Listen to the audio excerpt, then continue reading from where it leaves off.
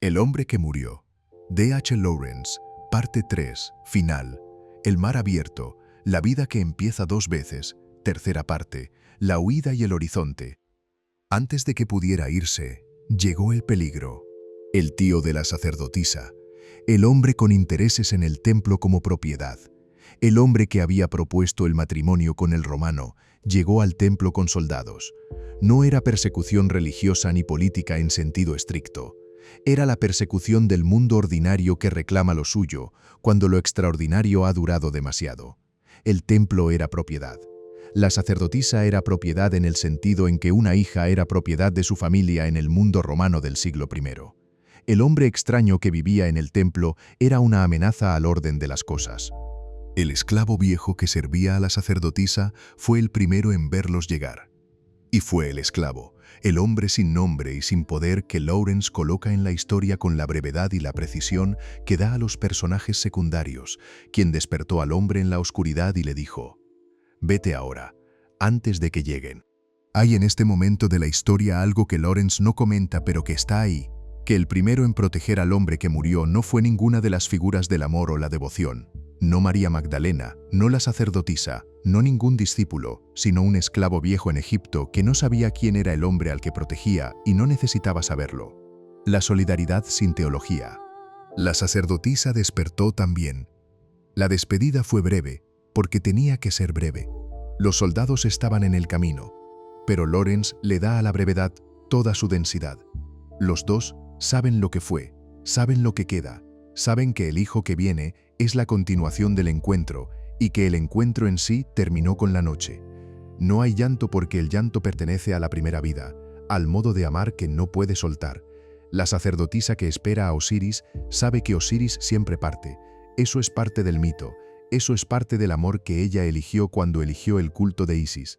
El hombre bajó al mar en la oscuridad del Mediterráneo antes del amanecer. Lawrence la conocía, la había visto desde las costas de Sicilia y Cerdeña. Esa oscuridad que no es el negro sin luz del inframundo mesopotámico, ni la oscuridad del corredor de las montañas gemelas de Gilgamesh. Es la oscuridad templada del mar antes del sol, la oscuridad que ya lleva adentro la promesa del azul que viene. No vacía, cargada. El mar de noche es el mismo mar que de día, pero visto desde otro ángulo de la misma presencia. El hombre encontró una barca. En el relato de Lawrence, las barcas aparecen sin explicación cuando se necesitan, no como milagro, sino como la discreción del mundo ordinario que provee lo que la vida necesita si uno está suficientemente atento. Había una barca en la orilla. El hombre la llevó al agua. Remó hacia afuera, el movimiento de separarse de la costa en la oscuridad.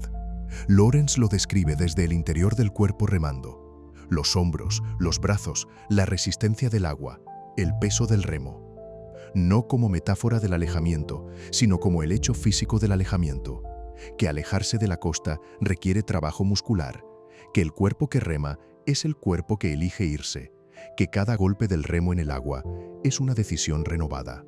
Detrás de él, la costa, el templo con las columnas Isis rojo templo, apenas visibles en la oscuridad, el punto de luz de las lámparas interiores, y en algún lugar de ese punto de luz, la sacerdotisa que sabe que el dios herido que llegó del mar regresa al mar, con las heridas cerradas y el hijo comenzado. Delante de él, el mar abierto. El horizonte que en la oscuridad no es visible como línea, sino como presencia. La frontera entre la oscuridad del agua y la oscuridad un poco menos densa del cielo. La distinción sutil que los marineros conocen como la señal de que la noche todavía es noche. Y entonces comenzó el amanecer. Lawrence describe el amanecer en el mar con la atención total que dedica a las cosas físicas cuando son también teológicas. El primer pálido que no es luz todavía, sino la retirada de la oscuridad, el gris previo al azul que los pintores mediterráneos conocen como el momento más difícil de capturar y el más valioso. Luego el rosa muy breve en el horizonte, el color que Lawrence en sus cartas llama el regalo gratuito del mundo, lo que el mundo da sin que nadie lo haya pedido. Luego el oro horizontal que precede al sol mismo, y luego el sol. El sol que sube sobre el mar Mediterráneo desde la barca es la imagen con que Lawrence cierra su novela. No con un discurso, no con una resolución filosófica. Con el sol saliendo sobre el agua, mientras el hombre rema hacia el horizonte, que se aleja con la misma velocidad con que él avanza hacia él. El horizonte que retrocede, uno de los hechos más precisos de la experiencia en el mar, que el horizonte nunca se acerca, aunque siempre se vea, siempre a la misma distancia. La distancia que no es una medida sino una relación. El horizonte es el borde del mundo visible en este momento desde este punto, y cambia con cada movimiento. No se puede llegar al horizonte, porque el horizonte no es un lugar. Y Lawrence sabe, y el hombre que rema sabe, que eso no es una derrota. El horizonte que retrocede es la forma del mundo libre. La segunda vida no tiene destino porque los destinos pertenecen a la primera vida, a los propósitos y las misiones y los planes del antes. La segunda vida tiene dirección, hacia afuera, hacia el mar, hacia el sol, pero no destino. La diferencia es la diferencia entre vivir hacia algo y vivir. El ciclo del gallo cierra aquí. El gallo del principio estaba atado por la pata. Cantaba lo que podía cantar, pero no el canto completo. El hombre lo desató y lo liberó, y el gallo cantó completo. Eso fue la primera teología de la novela. El instinto sin la cuerda. El deseo sin la limitación impuesta. Y ahora el hombre en la barca, en el mar abierto, bajo el sol que acaba de nacer, es el gallo liberado. No el gallo en el patio del campesino, no el gallo en el templo de Isis, sino el gallo en el aire libre donde la cuerda nunca llegó. El hombre que murió y que volvió, y que fue curado, y que amó y que dejó el amor, y que rema hacia el horizonte que no se puede alcanzar. Ese hombre canta el canto completo, no con la voz, con el cuerpo entero en la barca sobre el agua en el sol. Lawrence murió en Vence, en el sur de Francia, el 2 de marzo de 1930. Tenía 44 años, tuberculosis. El hombre que murió se publicó el año anterior, en 1929, primero como The Escaped Cock, el título que Lawrence prefería, El gallo escapado, y luego con el título definitivo.